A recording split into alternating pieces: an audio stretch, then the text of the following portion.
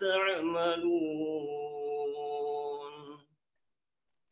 ولا تكونوا كالذين نسوا الله فأنساهم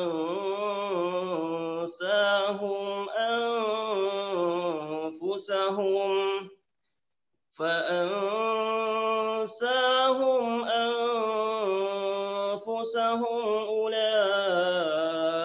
أولئك هم الفاسقون صدق الله العلي العظيم. السلام عليكم ورحمة الله وبركاته. Waalaikumsalam warahmatullahi wabarakatuh. Bismillahirrahmanirrahim. Assalamualaikum. Katakanlah sesungguhnya sembahyangku, ibadatku, hidup dan matiku hanyalah untuk Allah, Tuhan semesta alam. Quran Surah Al-Hasyr ayat 18-19. Hai orang-orang yang beriman, bertakwalah kepada Allah dan hendaklah setiap diri memperhatikan apa yang telah diperbuatnya untuk hari esok di akhirat dan bertakwalah kepada Allah. Sesungguhnya Allah Maha mengetahui apa yang kamu kerjakan. Maha benar Allah yang Maha Agung. Terima kasih. Assalamualaikum warahmatullahi wabarakatuh. Waalaikumsalam warahmatullahi wabarakatuh. Terima kasih atas pembacaan sari tilawah dan juga Qur'annya oleh Mas Taufik dan Mas Rizal. Berikut kita akan mendengarkan sedikit sambutan. Untuk waktu dan tempatnya dipersilahkan Pak Ikhwan selaku GM Wipra Sultan.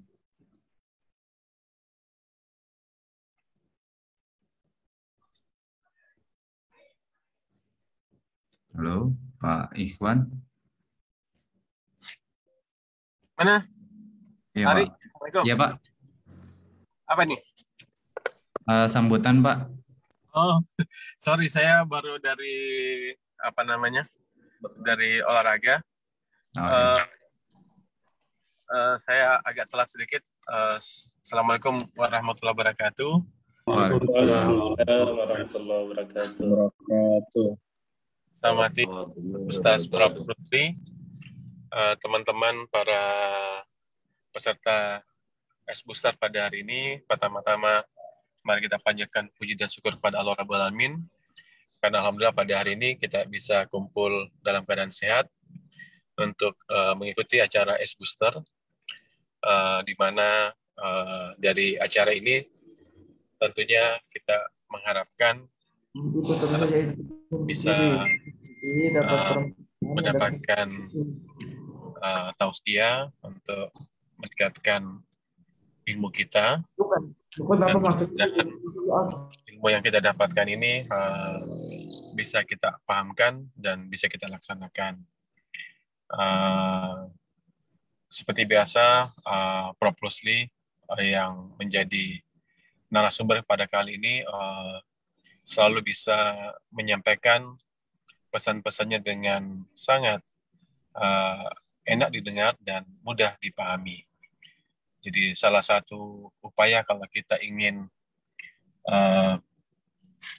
menjadi pimpinan atau menjadi seseorang yang bermanfaat atau berguna di manapun kita berada, satu kata kunci adalah kita harus bersifat tablik.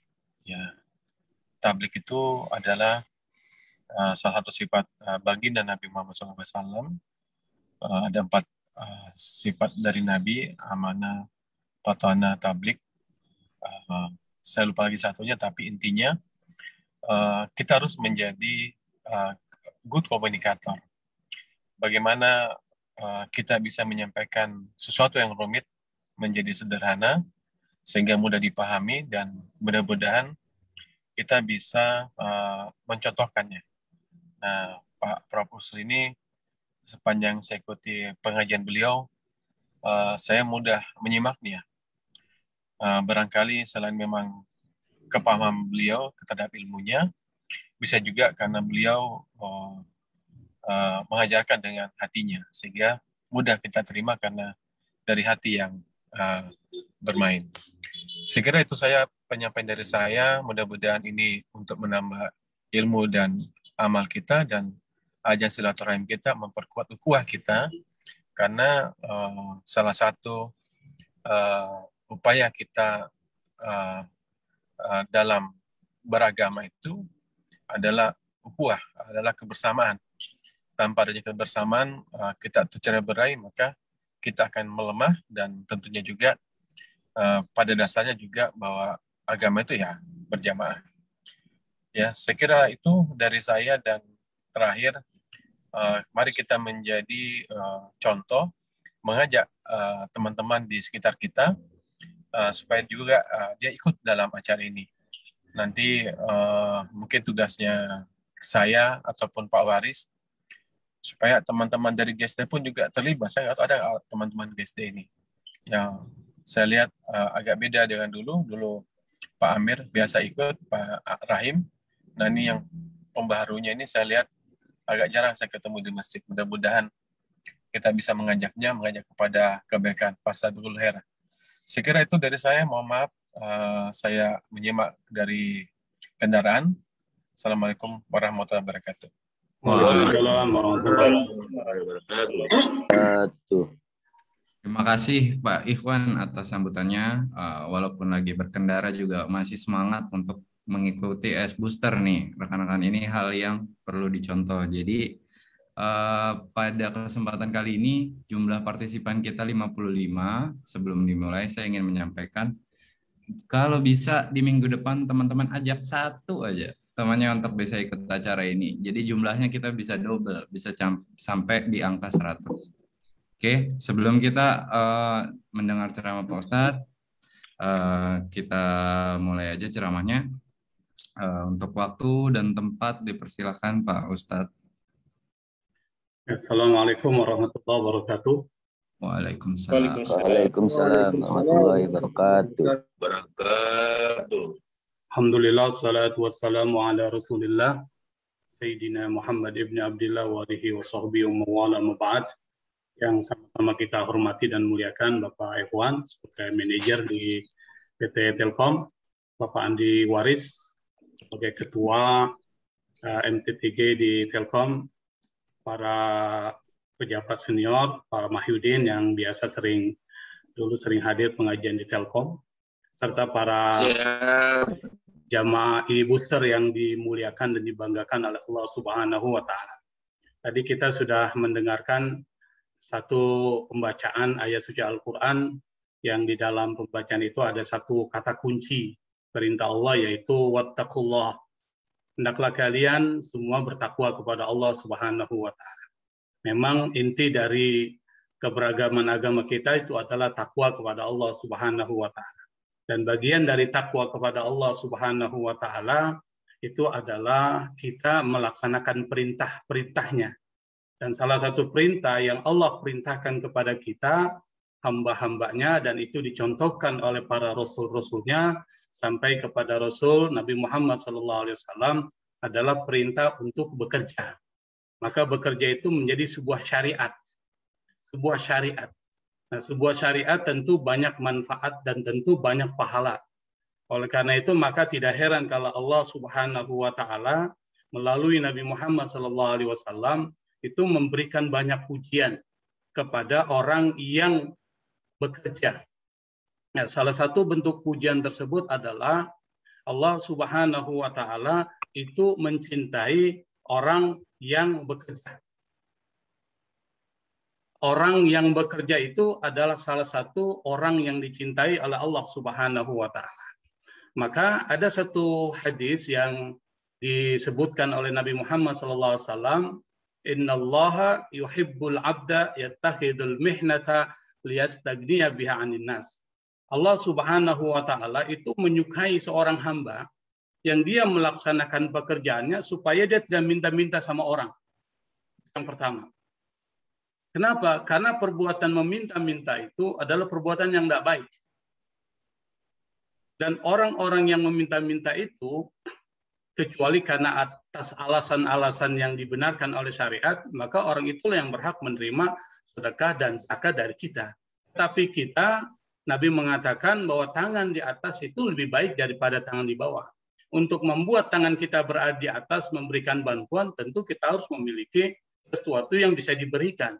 Sesuatu yang bisa diberikan itu bisa diperoleh melalui pekerjaan. Oleh karena itu pernah ada satu cerita yang menarik. Cerita ini diceritakan di dalam dunia sufi, di dalam kitab Tazkiratul Aulia juga disebutkan. Itu ada seorang bernama Syakik Al-Balkhi. Beliau ini adalah seorang pengusaha. Suatu ketika dia minta izin sama seorang sufi besar namanya Ibrahim bin Adham.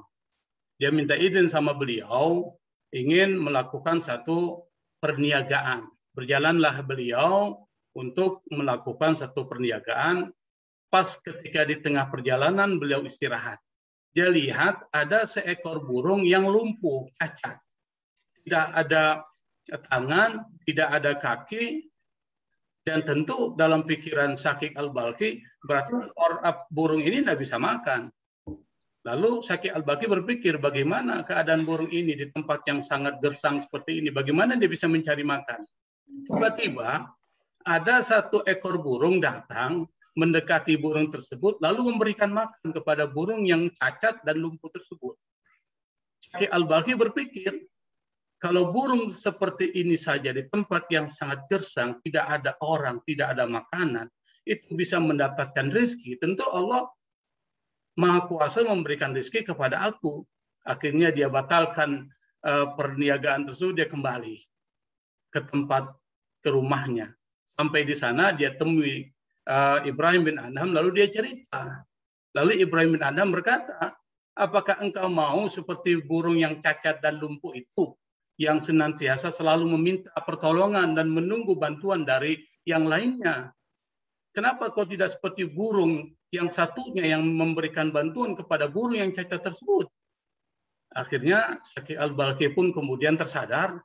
Nah, kemudian karena tersadar, lalu dia berkata, anta syekhunal haq, engkaulah guru yang sebenarnya, kata Syakik Al-Balkhi kepada Ibrahim bin Adham. Dalam pikiran Syakik Al-Balkhi, apa yang dikatakan Ibrahim bin Adham itu adalah betul.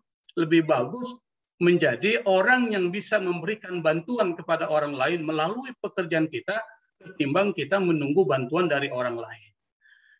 Yang berikut adalah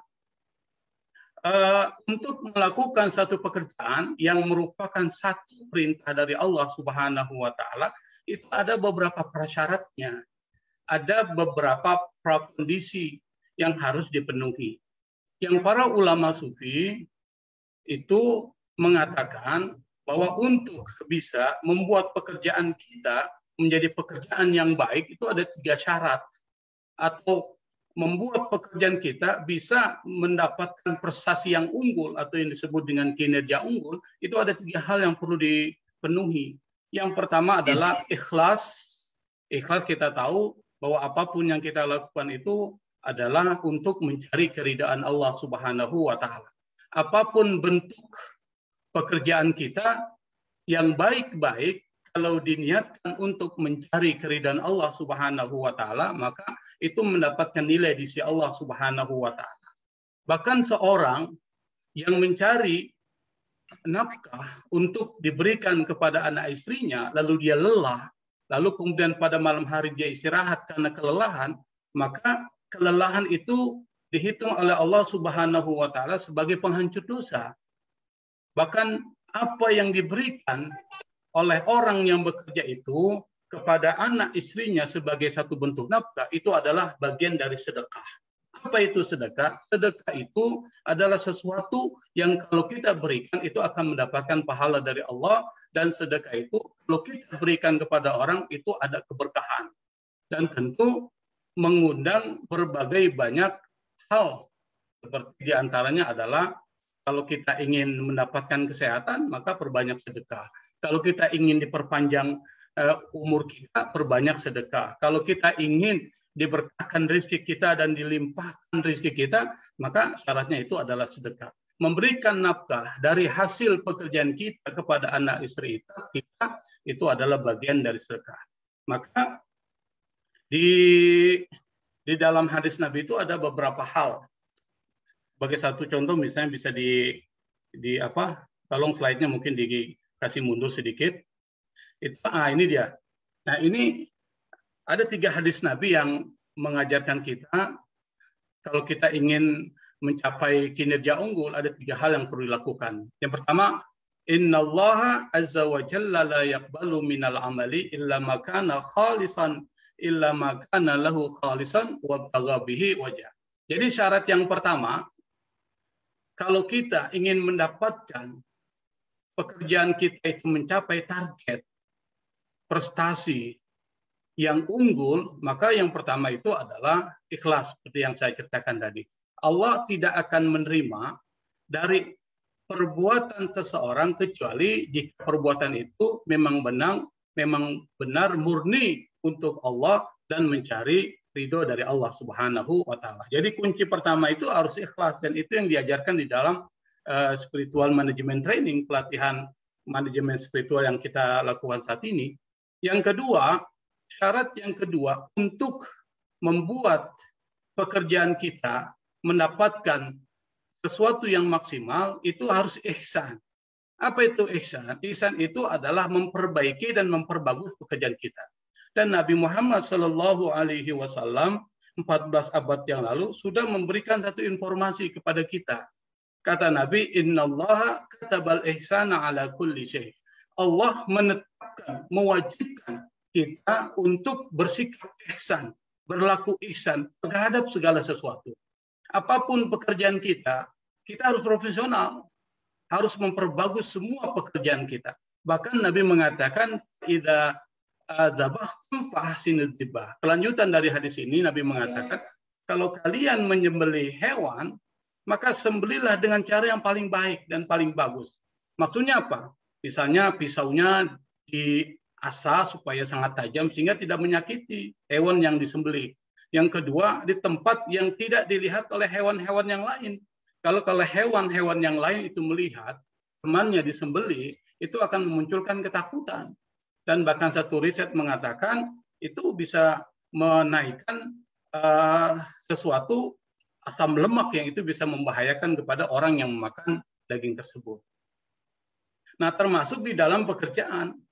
Di dalam pekerjaan kita harus selalu memperbagus, menjadikan perbuatan pekerjaan kita itu menjadi lebih maksimal, lebih baik lagi setiap saat.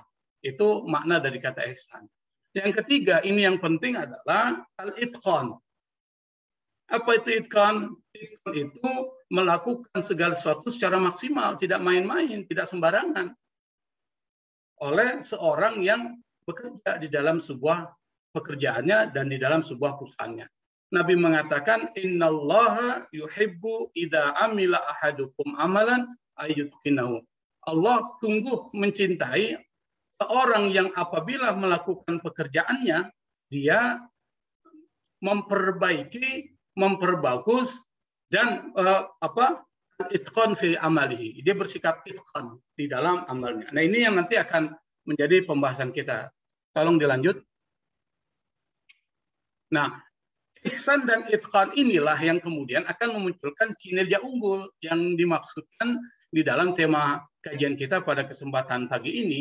Apa itu kinerja unggul? Saya pikir banyak istilah yang digunakan untuk menjelaskan makna dari kinerja unggul, yang dari beberapa pengertian tersebut saya mengambil kesimpulan yang dimaksud dengan kinerja unggul itu adalah ketercapaian target kinerja individu secara optimal, baik dari upaya yang dia lakukan maupun dari hasil yang dia peroleh.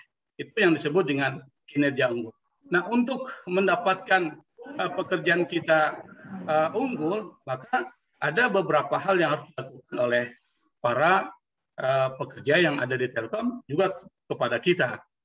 Tolong dilanjutkan slide-nya. Nah, yang pertama ini penting ini.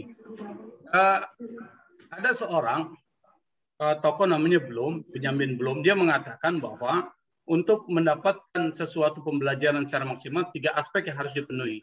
Yang pertama adalah aspek yang disebut dengan knowledge atau pengetahuan. Yang kedua, aspek yang terkait dengan persoalan keterampilan. Dan yang ketiga adalah terkait dengan afektif, yaitu kecerdasan mengelola emosi. Nah, ini yang penting. Nah, kita akan coba membahas satu persatu. Yang pertama, untuk bisa membuat atau mencapai kinerja unggul dalam setiap pekerjaan apapun yang kita lakukan, maka yang pertama syaratnya itu dan indikator yang pertama adalah kita harus selalu mengupdate pengetahuan terhadap pekerjaan yang digeluti. Kenapa? Karena pekerjaan itu selalu berkembang. Sebagai contoh misalnya terkait dengan HP ya, HP. Dulu HP itu modelnya biasa aja.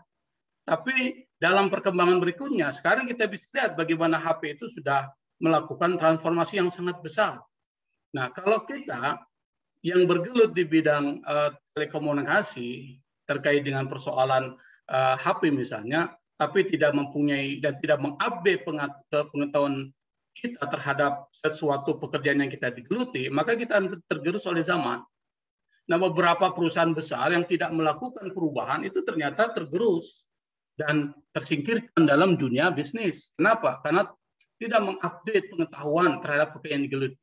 Nah, persoalan pengetahuan dalam Islam itu sesuatu yang tidak bisa ditawar, sesuatu yang mutlak harus dipenuhi. Setiap orang itu harus mencari ilmu pengetahuan. Bahkan orang yang ingin jaya di dalam dunianya itu harus menggali ilmu pengetahuan terhadap persoalan dunianya. Man arada dunya fa'alihi bil ilmi. Kata Nabi, barang siapa yang menginginkan dunia fa'alihi bil ilmi, maka dia harus mencari ilmu pengetahuan terkait dunia yang dia geluti. Kalau dia ingin menjadi dokter, dia harus menguasai ilmu kedokteran. Kalau dia ingin menjadi seorang bisnismen, dia harus mengerti ilmu bisnis. Seperti itu. Jadi salah satu syarat untuk bisa membuat apa yang kita lakukan itu menjadi unggul, yang disebut dengan kinerja unggul, maka kita harus selalu mengupdate pengetahuan kita. Dan pelatihan-pelatihan untuk memperluas pengetahuan terhadap pekerjaan yang digeluti itu sesuatu yang mutlak harus dilaksanakan, terutama oleh PT Telkom. Kalau kita ingin selalu mengupdate pengetahuan kita, maka harus diberikan pelatihan-pelatihan terkait dengan bagaimana menambah pengetahuan terhadap pekerjaan yang digeluti. Yang kedua, keterampilan. Yang dimaksud keterampilan di sini adalah the ability to communicate with others. Jadi kemampuan berkomunikasi dengan lain. Dan banyak riset yang memberikan informasi kepada kita, salah satu yang membuat seseorang berhasil di dalam dunia kerjanya, di dalam kehidupannya, itu adalah komunikasi. Kemampuan berdialog dengan yang lain, kemampuan berinteraksi dengan yang lain. Nah, saking pentingnya soal komunikasi, sampai Al-Quran sendiri memberikan satu kiat-kiat bagaimana kita membangun komunikasi yang baik. Nah, Al-Quran kemudian menggunakan beberapa kata yang saya pikir penting untuk kita pahami dan analisis ya. Misalnya, qaulan karima wa qul lahum qaulan karima. Nah, kata yang pertama adalah qaul karim. Kalimat karim dalam bahasa Arab itu adalah perkataan yang ketika kita ucapkan itu tidak membuat orang terhina dengan perkataan kita. Maka ketika kita misalnya berkata, berinteraksi, berkomunikasi dengan orang tua kita atau orang-orang yang senior dari kita, maka kita menggunakan qaul karim, perkataan yang membuat orang yang kita ajak bicara itu tidak tersinggung, tidak tersakiti hatinya. Itu diajarkan Quran. Yang kedua, misalnya kalau kita misalnya berkomunikasi dengan orang yang mempunyai kekuasaan, itu tidak dibenarkan mengucapkan yang kalimat-kalimat yang penuh dengan kekerasan atau demonstrasi yang dengan kekerasan itu tidak dibenarkan. Dan kita bisa melihat contoh misalnya ketika Allah Subhanahu wa taala memerintahkan kepada Firaun dan memerintahkan kepada Nabi Musa dan Nabi Harun untuk berdialog dengan Firaun. Itu Allah menggunakan kalimat yang menarik. Apa kata Allah? Wa qula lahu qawlan layyinan la'allahu yatadhakkaru aw yakhsha. Kata Allah kepada Nabi Musa dan Nabi Harun, wahai Musa dan Harun, pergilah kalian kepada Firaun dan katakanlah kepada Firaun qaulan layyina, dengan perkataan yang lemah lembut. Perkataan yang lemah lembut yang sehingga dengan perkataan tersebut Firaun akan mendapatkan pelajaran dan kemudian akan kembali dari perbuatan yang tidak benar tersebut. Jadi Allah menggunakan kalimat qaulan layyin. Kita tahu bahwa Fir'aun ini tidak ada satupun manusia di muka bumi ini yang lebih diktator dari Fir'aun. Saking diktator dan sombongnya, Fir'aun itu menindas masyarakat. Saking diktatornya, Fir'aun itu menempatkan dirinya itu sebagai tidak ada satupun pimpinan negara, baik itu presiden maupun raja, itu menempatkan dirinya sebagai tuan, kecuali Fir'aun. Saking sombongnya. Tapi Allah Subhanahu wa Ta'ala memerintahkan kepada Nabi Musa dan Nabi Harun, kalau berdialog dengan Fir'aun, jangan dengan kalimat yang kasar, tapi dengan kalimat yang lemah lembut, sehingga Fir'aun dia akan merenungi apa yang dikatakan. Tapi ternyata realitasnya terbalik, Fir'aun malah marah dengan apa yang disampaikan oleh Musa dan Harun dan berupaya untuk membunuh Nabi Musa dan Nabi Harun. Nah, keterampilan yang kedua saya pikir penting adalah cooperate. The ability to cooperate with others. Jadi kemampuan bekerja sama dengan yang lain. Dan ini diperintahkan Quran. Wa ta'awadu 'alal birri wa taqwa. Kalian hendaknya selalu bekerja sama dalam kebaikan dan ketakwaan. Dan pekerjaan itu saya katakan tadi di awal, bagian dari takwa. Maka dalam hal-hal yang baik, kita harus bekerja sama, berkolaborasi. Kenapa? Karena satu lidi itu tidak membersihkan sampah. Tapi kalau satu lidi digabungkan dengan lidi-lidi yang lain sehingga menjadi satu kesatuan, itu bisa membersihkan sampah. Nah, jadi bekerja sama itu penting.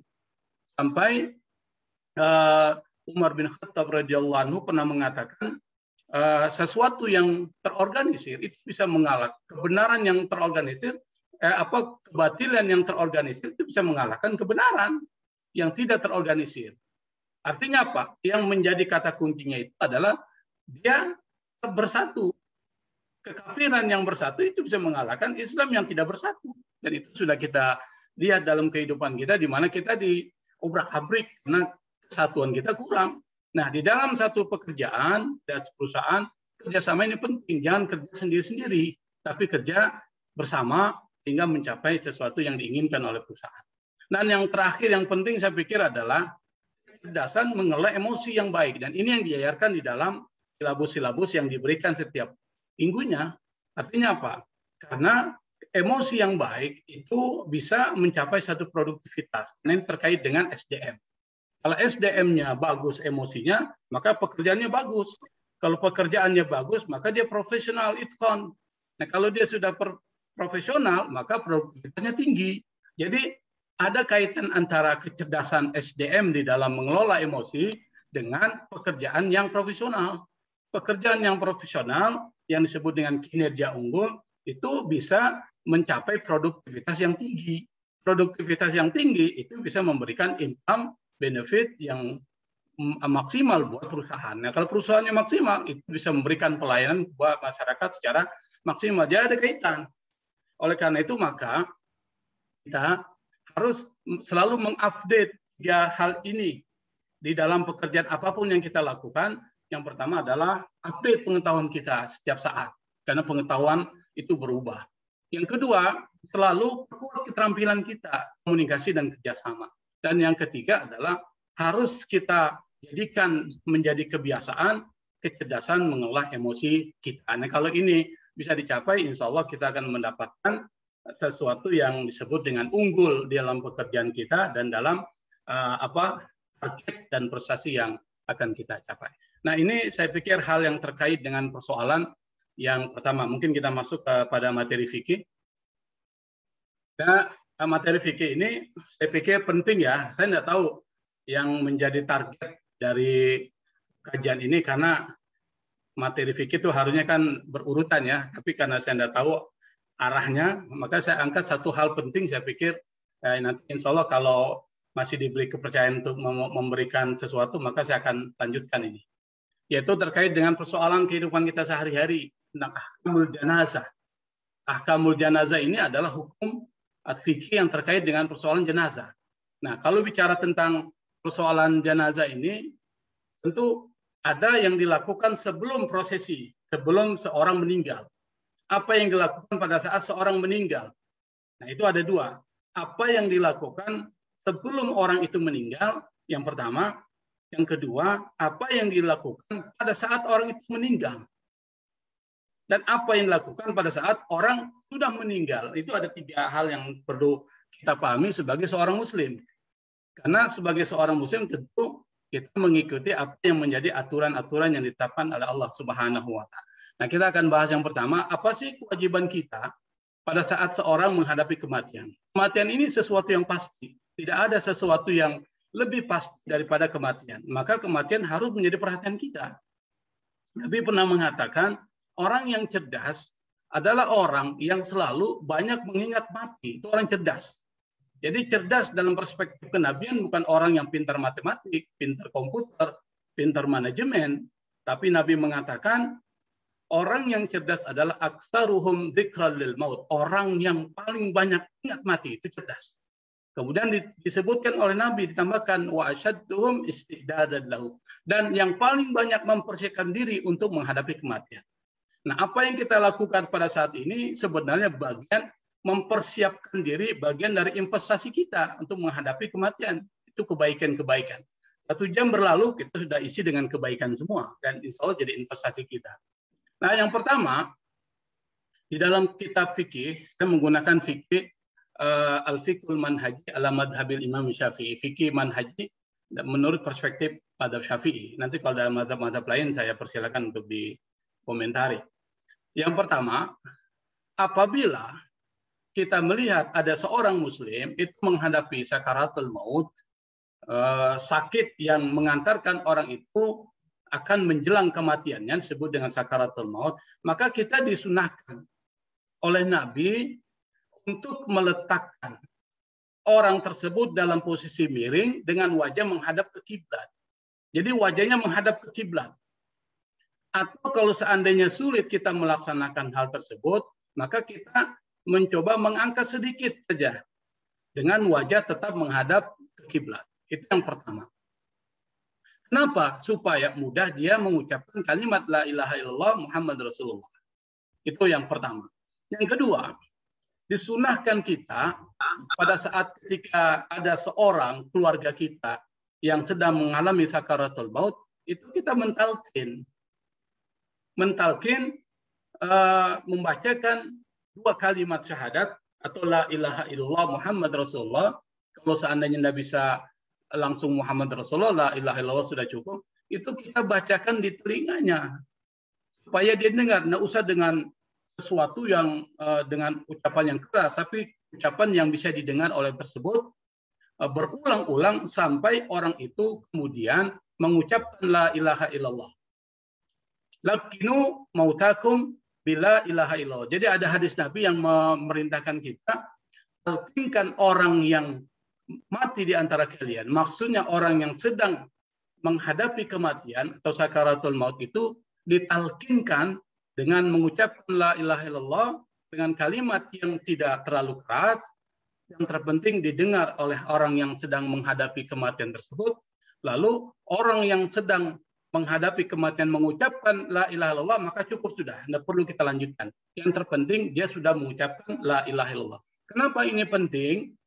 Karena Nabi mengatakan man kana fi akhirihi la ilaha illallah, barang siapa yang di akhir kehidupannya itu adalah la ilaha illallah, dakhala jannah, maka dia masuk ke dalam surga Allah Subhanahu wa taala. Jadi mentalkinkan itu penting.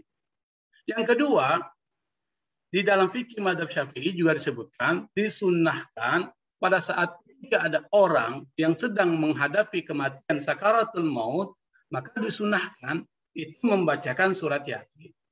Apa dalilnya? Dalilnya adalah iqra'u mautakum bi surat Yasin. Bacalah orang yang sedang menghadapi kematian itu surat Yasin. Kenapa? Itu bisa meringankan perjalanan sakaratul maut. Maka dalam masyarakat kita sering lihat banyak orang membaca surat Yasin pada saat ketika orang sedang mengalami sakaratul maut. Dan di dalam prakteknya, apa yang dibacakan tersebut itu bisa meringankan perjalanan dari orang yang meninggal. Dan bahkan ada satu riwayat mengatakan malaikat akan turun dan akan mendoakan kepada orang yang sedang mengalami sakaratul maut. Dan sakaratul maut ini sesuatu yang sangat dahsyat.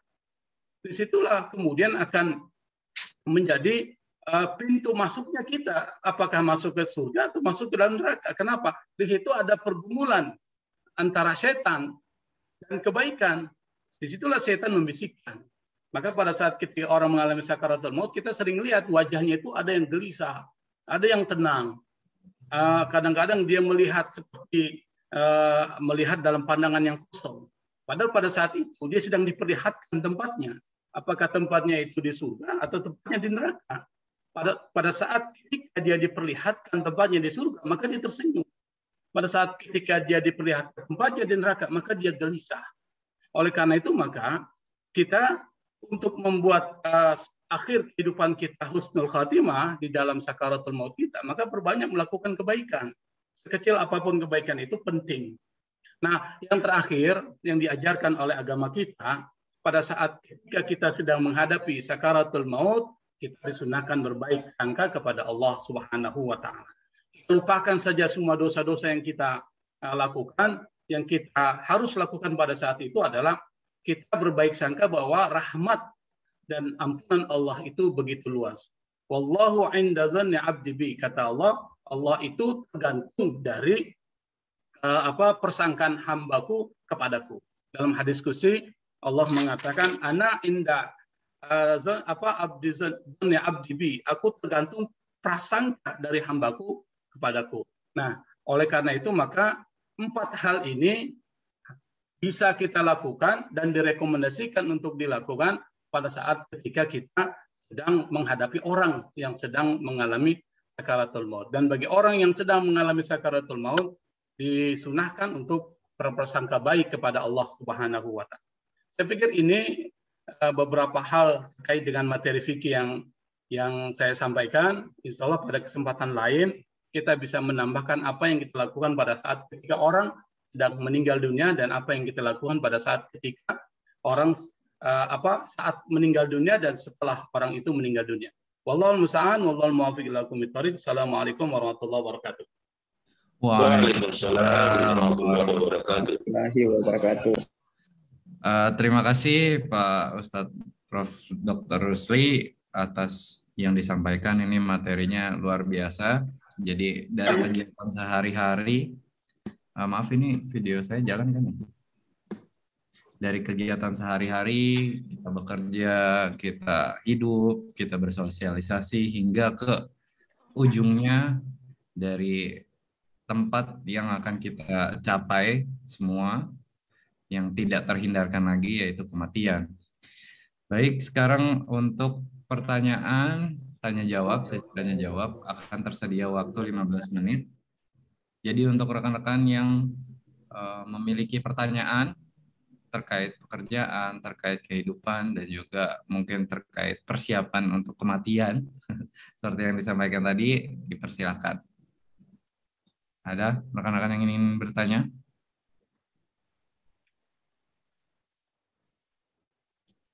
Pak Mahyudin nih biasa bertanya nih Pak Mahyudin.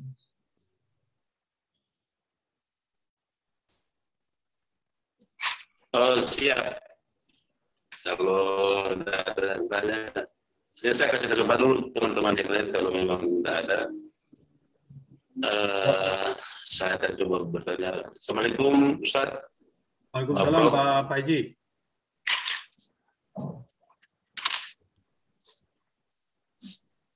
Siap. Memang tadi sudah Bapak jelaskan begitu sempurnanya. Tapi saya tertarik dengan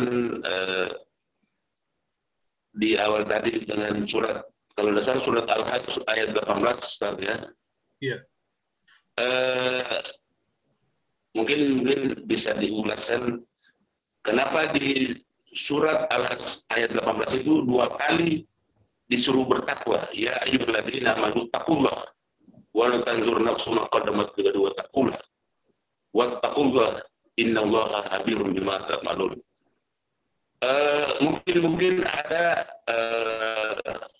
hal-hal yang perlu mungkin Allah tekan dan sampai disebutkan bertakwa itu 2 kali dalam satu ayat itu. 2 kali. Saya pikir kalau 1 kali kan sudah Tapi ini mungkin dalam riwayat turunnya surat tersebut mungkin bisa dijelaskan sedikit, karena kita tahu bersama bahwa arti dari surat tersebut bertakwalah kamu dan untuk apa yang kamu kerjakan untuk hari esok.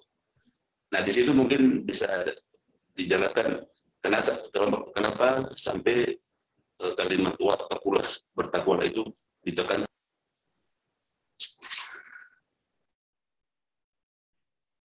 Silakan yang lain mungkin dikumpul dulu supaya nanti baru dibahas semuanya. Ya, teman-teman yang lain ada yang ingin bertanya? Dari 78 partisipan, alhamdulillah bertambah terus. Saya aja, Ustaz. Pak Oke, Prof. Rusli. Silakan. Terima kasih atas materinya, Ustaz. Dan saya terus terang saja, kalau Pak Rusli menyampaikan, gampang menyimaknya.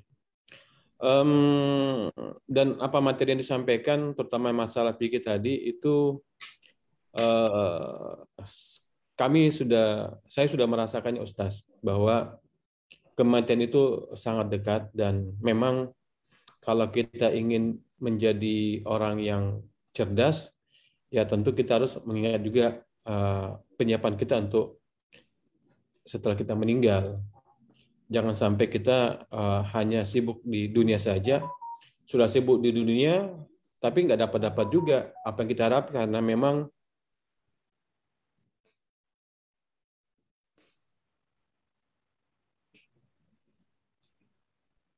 putus sepertinya ya.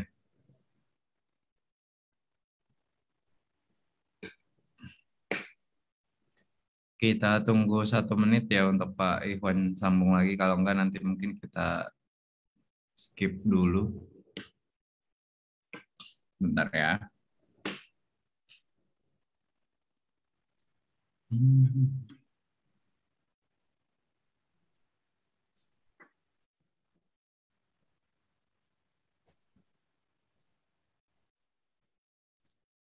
Izin sebentar Pak Ustadz menunggu Pak Ikhwan bergabung lagi. Nanti kalau di 1 menit pertama belum bergabung juga kita. Oh, silakan Pak Ikhwan lanjut. Saya suka free, saya punya ini jaringan ini agak harus ini. Jadi berbagi aja bahwa kematian itu dekat. Depan rumah saya meninggal mungkin kurang lebih 2 bulan yang lalu, 3 bulan yang lalu lah. Kemudian setelah 40 hari, tambah 2 hari, tambah 5 hari, kakak saya meninggal. Depan meninggal, samping kiri saya meninggal. Sebulan kemudian lagi sebelah kanan saya meninggal, Ustaz. Macam-macam, ada yang karena sakit, adik kakak saya kecelakaan tunggal, di samping kanan sakit 2 hari, orang sehat juga meninggal. Jadi yang namanya asbab kematian itu bisa macam-macam, tidak mengukur juga umur, apa saja bisa menyebabkan kita kematian. Jadi saya kira karena kematian itu sangat dekat dan tidak bisa dimundurkan atau dimajukan, adalah satu dari rahasia Allah, begitu ada 5 rahasia yang kita tidak tahu. Ya, mungkin poin yang saya menambahkan, saya sampaikan Pak Ustaz, bahwa jangan kita lupa bekal kita untuk akhirat kita, jangan sampai kita termasuk orang yang lalai, dan jangan sampai kita tidak untuk menjadi yang namanya surga dan nerakanya Allah itu kan hak prerogatifnya Allah, dan kita tidak bisa menjamin kita masuk dalam surganya Allah. Barangkali harus ada keseimbangan, dan saya kira menambah ilmu kita sangat penting supaya menambah pemahaman kita, dan mudah-mudahan kita bisa memperbaiki diri kita dari waktu ke waktu dengan berjamaah. Itu aja Ustaz, saya tidak ini, dan saya kira saya malah senang kalau Pak Ustaz itu udahlah Pak Ustaz saja setiap minggu Pak Ustaz saja yang ceramah di kita lah, karena caranya menarik dan saya kira sangat dalam untuk kita pahami secara mudah. Terima kasih. Assalamualaikum warahmatullahi wabarakatuh. Setuju Pak, setuju. Assalamualaikum warahmatullahi wabarakatuh. Kira-kira masih tersedia 1 pertanyaan lagi nih. Adakah teman-teman yang mau bertanya? Kalau tidak ada mungkin izin saya Mas Ari. Oh, silakan Om Aris. Ya, Assalamualaikum Ustaz. Assalamualaikum warahmatullahi wabarakatuh. Mudah-mudahan selalu sehat-sehat. Sedikit menanggapi Ustaz yang tadi disampaikan, jadi terkait profesionalisme atau itkon ya Ustaz, istilahnya dalam bahasa Arab. Saya lihat tadi ada mengenai pengetahuan atau knowledge, perlu ada keterampilan atau skill, sama terakhir tadi itu mengenai kemampuan manajemen emosional ya Ustaz ya.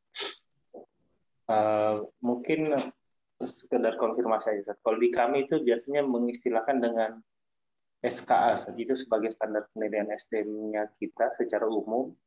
Jadi ada penilaian secara skill, ada penilaian secara knowledge, dan ada penilaian secara attitude.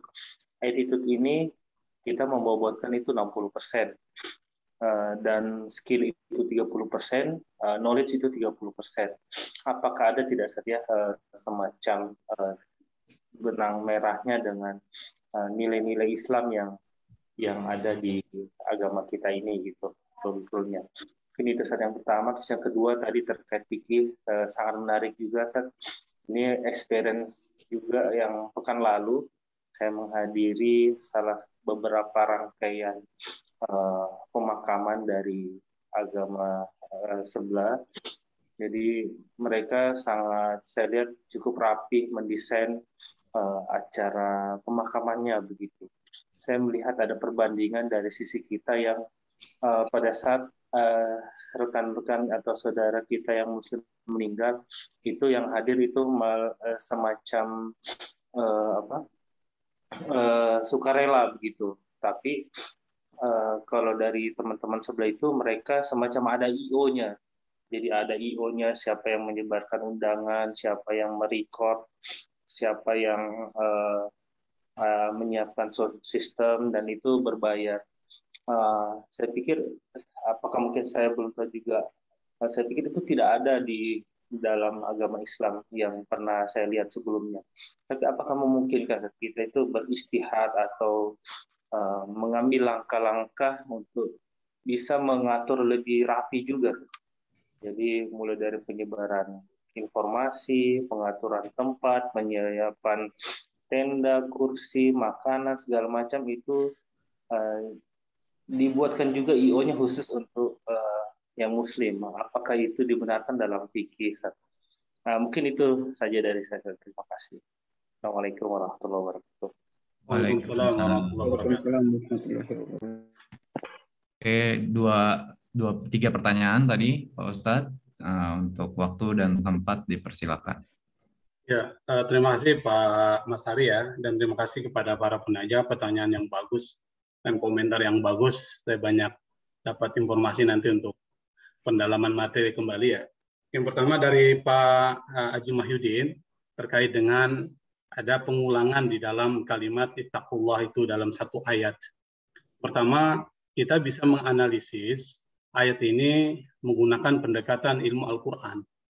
Di dalam Al-Quran itu ada satu metode memahami Al-Quran yang disebut dengan ilmu Al-Quran atau ulumul Quran. Dalam ulumul Quran itu ada beberapa ilmu-ilmu lain yang ada dalam hal itu.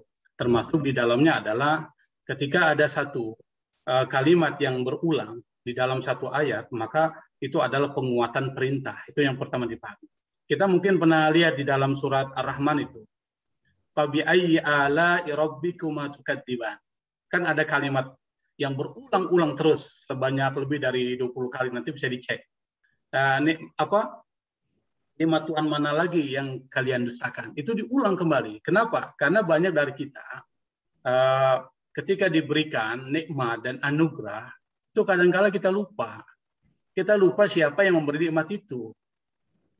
Dan kita sering mengatakan bahwa apa yang kita capai itu adalah hasil kerja kita. Padahal kita lupa bahwa semua itu adalah ada campur tangan Allah Subhanahu wa Ta'ala. Campur tangannya dalam bentuk apa? Yang pertama, menggerakkan hati orang sehingga memberikan sesuatu kepada kita. Dan kita tidak bisa menggerakkan hati. Yang kedua, kita diberi kesehatan. Misalnya kalau seandainya kesehatan itu tidak diberikan oleh Allah, bagaimana kita akan mendapatkan sesuatu? Maka di situ Allah mengulang kembali. Nikmat mana lagi yang kalian ucapkan?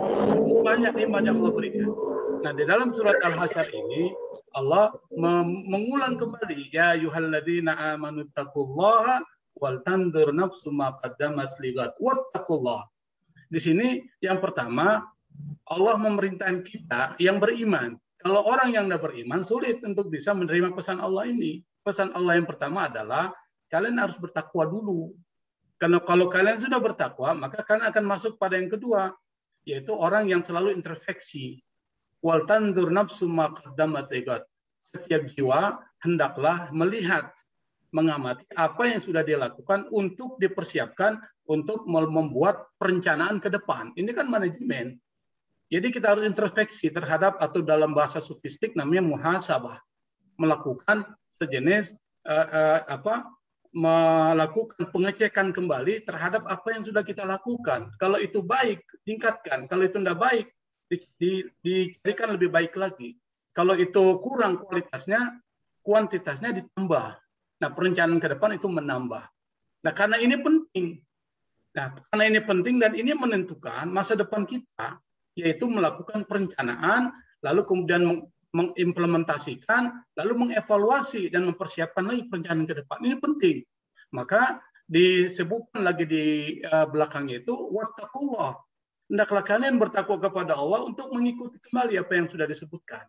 Kan ada penegasan. Innallaha khabirum bima ta'malun, dan ingat apa yang kalian lakukan, Allah akan melakukan pengawasan. Maka Allah pernah mengatakan wa qul malu fasayarallahu amalakum wa rasul wal mu'minun. Bekerjalah kalian, Allah akan lihat nanti hasilnya. Maksudnya Allah lihat apa? Allah akan berikan reward. Allah akan memberikan penghargaan terhadap pekerjaan yang kalian lakukan. Bukan cuma Allah, Rasulnya juga sama akan memberikan reward. Dan manusia, orang-orang beriman akan memberikan reward. Nah, jadi di dalam ayat ini penekanannya itulah pada takwa. Penekanannya pada takwa.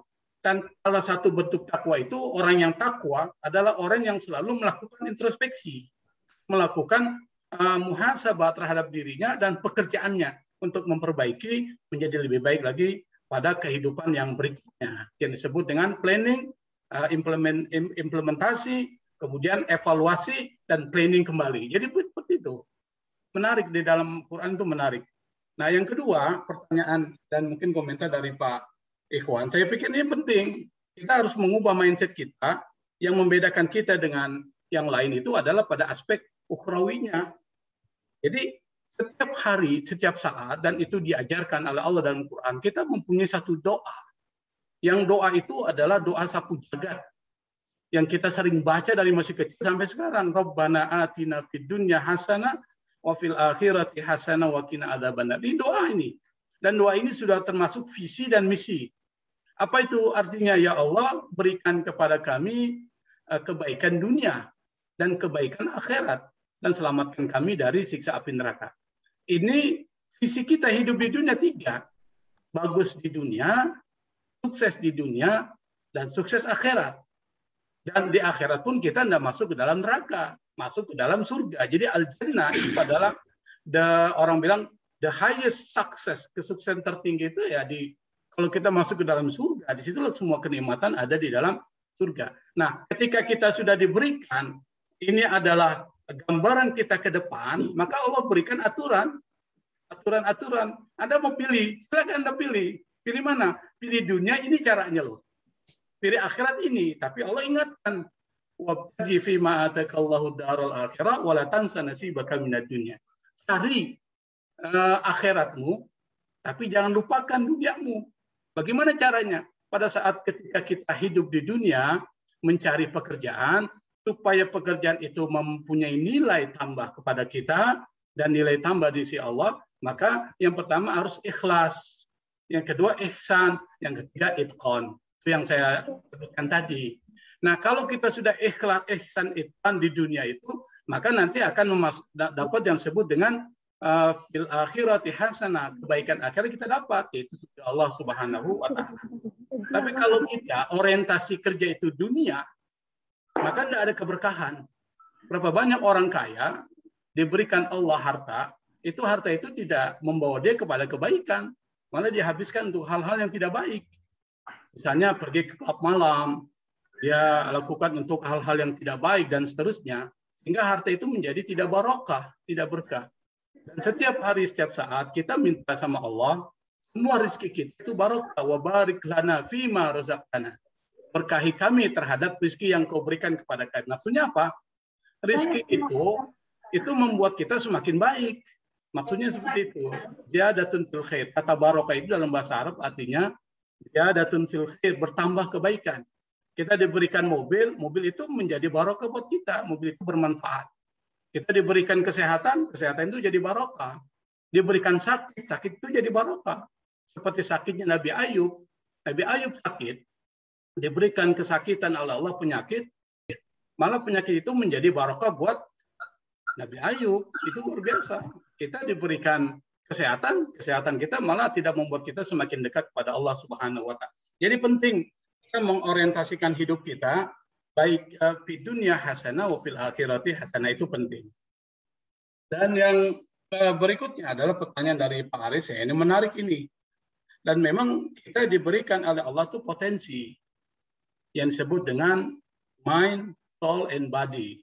Pikiran, aklun yufakir atau aklun yakil, pikiran yang berpikir yaitu otak kita, yang kadang-kala otak kita belum tentu mendapatkan kebenaran.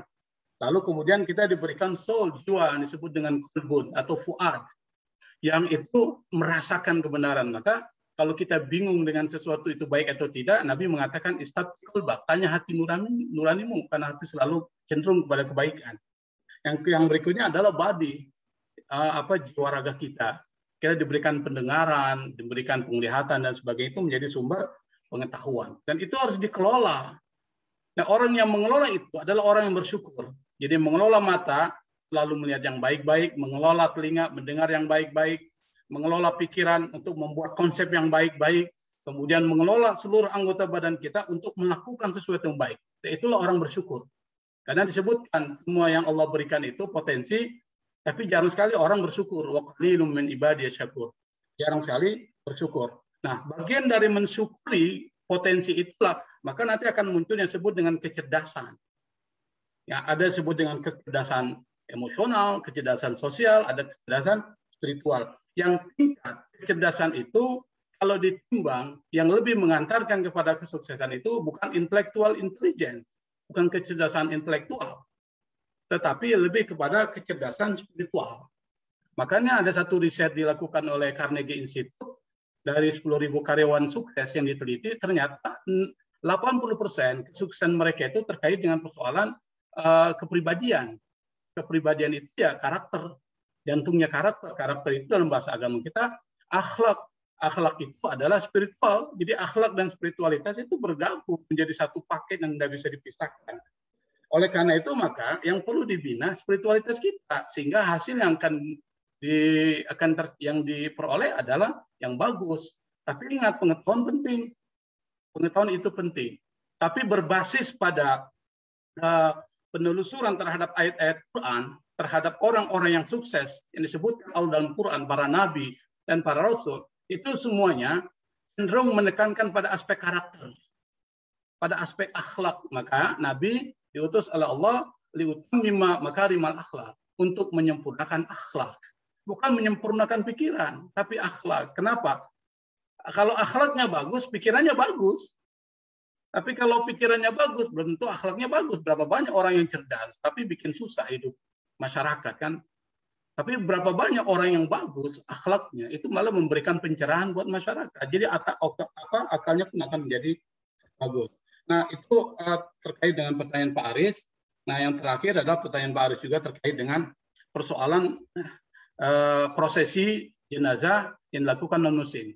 Kita perlu bedakan Pak Aris terkait apa yang qat'i dalam bahasa fikih, usul fikih. Qat'i itu sesuatu yang tidak berubah, ada sesuatu yang boleh berubah. Di dalam Islam ada dua ajaran tuh. Ada yang disebut dengan as-sawabit atau qat'i, dia tidak berubah, absolut, mutlak, tidak boleh berubah itu. Ada yang disebut dengan mutaghayyirat, berubah. Nah, yang tidak berubah itu adalah prosesi jenazah terkait dengan memandikan, mengkafani, mensolatkan, mengantar jenazah dan menguburkan. Itu tidak berubah itu. Substansi dan itu wajib dilakukan. Tapi terkait dengan hal-hal yang berada di luar itu bisa berubah tergantung dari kesepakatan dan tergantung dari konteks. Nah, bagaimana kalau kita mencontoh? prosesi yang dilakukan oleh orang-orang non-muslim yang sangat bagus dengan ada event organizer-nya di situ. Saya pikir selama itu bagus, itu bisa diakomodir. Tapi prinsipnya adalah tidak boleh membebankan keluarga yang sedang berduka.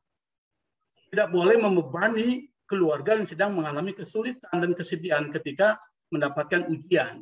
Oleh karena itu, maka bagian untuk mengakomodir, meringankan beban itu diserahkan kepada orang-orang Islam, tetangganya, saudaranya yang lain yang Muslim, itu bisa meringankan. Bagaimana kalau seandainya dibuat event organizer supaya rapi? Dia tidak ada masalah, karena itu bukan sesuatu substantif, itu teknis. Nah, teknis itu bisa berubah-ubah.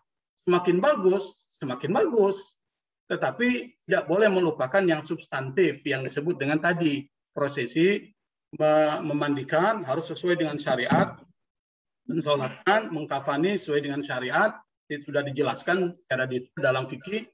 Kemudian mensolatkan, itu sudah dijelaskan secara detail dalam fikih meskipun ada perbedaan-perbedaan. Dan yang terakhir adalah mengantarkan dan menguburkan mayit, dan itu sudah dijelaskan dalam fikih, kuburannya, kedalamannya berapa dan sebagainya. Saya pikir tidak ada agama yang lebih indah, lebih lengkap dari Islam. Jadi semuanya sudah dibahas secara detail sampai hal-hal menguburkan berapa kedalaman, bagaimana mengarahkan mayit dan sebagainya, itu sudah dijelaskan secara komprehensif. Karena Islam ini adalah agama Allah, dan Allah tentu lebih tahu apa yang terbaik buat makhluk ciptaan Allah Subhanahu wa Ta'ala. Saya pikir itu Pak Aris ya. Mungkin saya tidak bisa menjelaskan secara panjang lebar karena waktu itu juga terbatas, sudah jam 9:04. Saya pikir itu mudah-mudahan apa yang saya sampaikan bisa memberi inspirasi, bisa membuat kita lebih baik lagi ke depan, karena umur kita sekali lagi seperti Pak Iwan bilang, kematian itu dekat. Apa buktinya? Umur kita semakin bertambah. Dan batas umur kita, prediksi Nabi antara 60 sampai 70 tahun. Tinggal kita lihat diri kita sudah berapa tahun. Kalau kita lihat Pak Haji Mahyudin mungkin dikit lagi tuh. Karena sudah pensiunan. Siap. Makanya harus banyak ke masjid, banyak ikut-ikut pengajian. Saya pikir itu Pak ya, mudah-mudahan bisa memberikan manfaat. Assalamualaikum warahmatullahi wabarakatuh. Waalaikumsalam warahmatullahi wabarakatuh. Terima kasih Pak Ustadz Rusli atas semua jawaban yang sangat buka pikiran. Mungkin sebelum kita lanjut ke sesi foto dan sesi games, kita akan tutup dengan doa. Untuk bertanya dipersilakan Pak Ustadz. Ya, nanti mohon izin kalau sudah selesai doa saya bisa pamit Pak ya. Ada kegiatan saya di jam 9. Ya Pak, siap Pak. Boleh doa langsung atau? Iya, silakan Pak langsung. Ya. Mari teman-teman semua yang ada di pengajian Zoom ini, kita sebelum berdoa kita baca surat Al-Fatihah dengan niat semoga Allah memberikan keberkahan kepada apa yang kita lakukan, memberikan kesehatan kepada kita sehingga bisa melaksanakan semua kewajiban-kewajiban yang diberikan oleh Allah kepada kita. Ala hadhihi niyyah wa ala kulli niyatin salihah wa ila hadratin Nabi Mustafa Rasulullah Muhammad sallallahu alaihi wasallam. Al-Fatihah. Alhamdulillah. Surah Al-Mustaqim.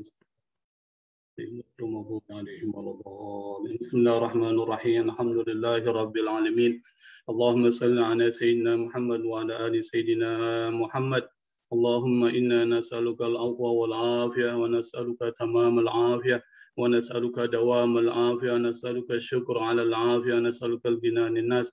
ربنا ظلمنا أنفسنا وإن لم تغفر لنا ترحمنا نكونن من الخاسرين ربنا اغفر لنا ولوالدينا ارحمهما كما ربيانا صغارا ربنا اغفر لنا لإخواننا الذين سبقونا بالإيمان ولا تجعل في قلوبنا غلا للذين آمنوا ربنا إنك رؤوف رحيم ربنا لا تزغ قلوبنا بعد إذ هديتنا وهب لنا من لدنك رحمة إنك أنت الوهاب ربنا آتنا في الدنيا حسنة وفي الآخرة حسنة وقنا عذاب النار وصلى الله على سيدنا محمد وآله وصحبه وسلم الحمد لله رب العالمين والسلام عليكم ورحمة الله وبركاته.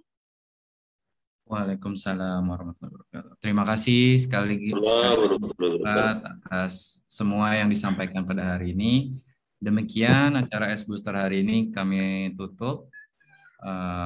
Sekian dari panitia S Booster pada tanggal 18 November ini. Jangan lupa setelah ini kita foto dulu ya semua dan juga kita lanjut game. Sekian acara ini ditutup. Wassalamualaikum warahmatullahi wabarakatuh. Waalaikumsalam warahmatullahi wabarakatuh. Kita buka dulu ya semuanya. Tolong dinyalakan ya videonya. Total partisipan pada hari ini 84 tadi saya lihat. Tolong nanti masing-masing ajaklah satu orang, itu bisa 160 nih Om Waris. Kira-kira roomnya cukup nih nanti nih minggu depan. Cukup nggak Om Waris? Oke. Ayo videonya Terima dibuka kasih dulu Prof. rekan-rekan. Rusli. Thank you. Makasih Pak Ikhwan. Kapan-kapan foto dulu ya. kopi darat Pak Rusli. Ya, boleh Pak. Iya. Kan enak juga kalau kopi darat. Boleh, boleh. Ada kita posenya komando boleh Pak Iwan? Ada. Oke, standby semuanya komando ya, begini. Standby 3, 2, 1. Satu lagi.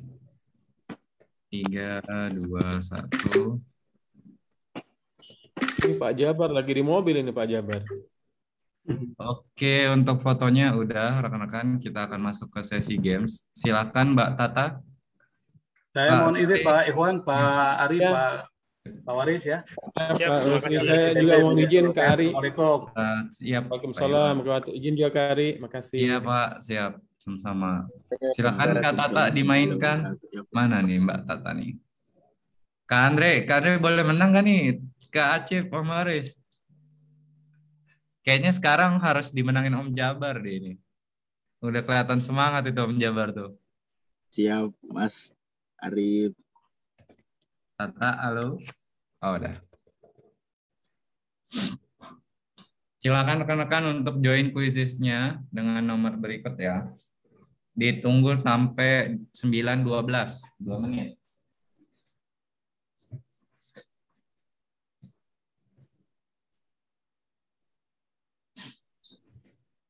Ayo semua. Mau ajak teman-temannya join juga boleh. Waktunya sampai 9.12. Nanti waktu mainnya berapa ya? 3 menit kali ya, biar nggak ada yang curang-curang. Ya nggak Mas Aksan? Waktu mainnya kita kasih 3 menit. Kita mengantisipasi kecurangan. 9.12 kita mulai. Minimal ada 50% peserta, berarti 40 ya peserta ya. Minimal 40. Kalau udah 40 kita mulai. Kak Andre masih boleh menang nggak ini?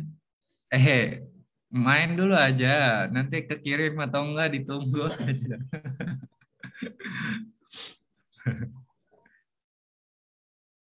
Emang gak ada suaranya ya, Taya? Iya Kak, saya matikan Kak. Oh iya ya. Oke, nggak apa-apa. Baru 20 orang nih. Minimal 41 kita mulai.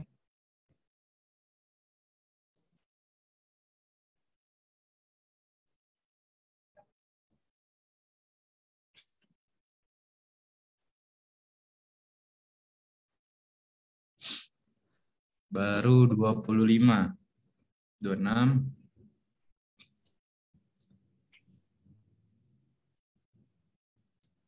Sebentar ya. Tunggu dikit lagi. 13 peserta lagi masih ditunggu. Ayo, ayo.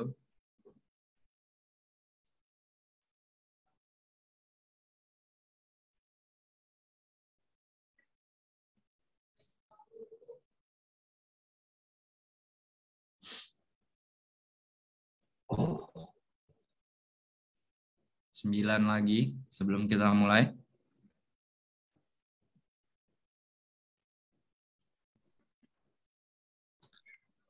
Ini berapa soal totalnya? 10 Kak. 10 ya. Berarti satu soal setengah menit. 10 detik Kak. Satu soal 10 detik. Oh, oke. Mantap, mantap, mantap.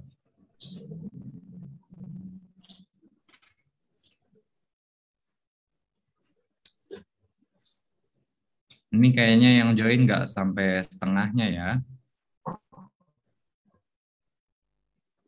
Oke, 9.14 kita mulai berarti karena ini belum nyampe juga setengahnya. Oke, silakan Tata dimulai.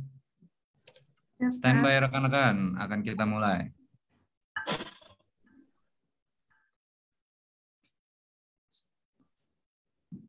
Let's go. Apakah Kak Andre akan menang lagi? Saya ini yang sedikit khawatir Mas Aksan sama Kak Andre nih. Puncak klasemen terus. Nari.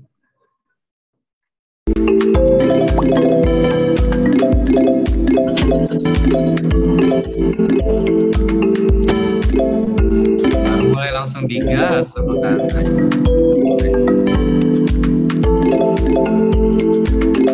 Ayo Kiki, Mas Fikri, boleh nih hari ini diundang beribad. Ini kata apa?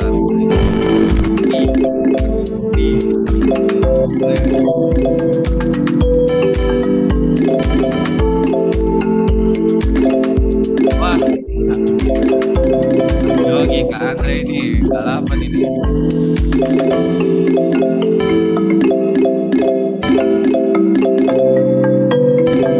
Hari Kak Andre. Ayo Mas. Dijawab Mas. Baru.